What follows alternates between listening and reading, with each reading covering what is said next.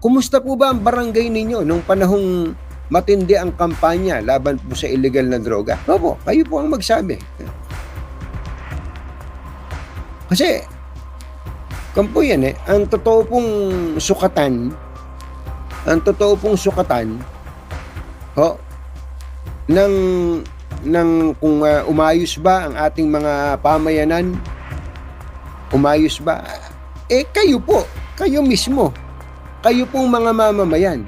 Ako, sasabihin ko sa inyo, ito po, obserbasyon ko yung pong barangay namin, San Mariano, San Antonio, Nueva Ecija, at iba pang mga barangay sa aming bayan,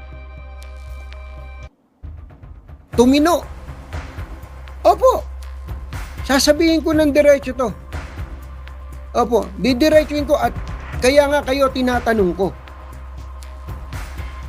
Kayo tatanungin ko, nung bang panahon ninyo, ano nangyari sa nung panahon ni Duterte, ano ba nangyari sa mga barangay ninyo?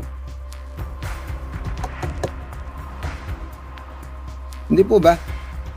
Huwag tayo magkunwari doon. Oo, hindi po natin sinasabi na walang paglabag sa karapatang pantao. Hindi po natin sinasabi na walang mga napatay doon na inosente. Meron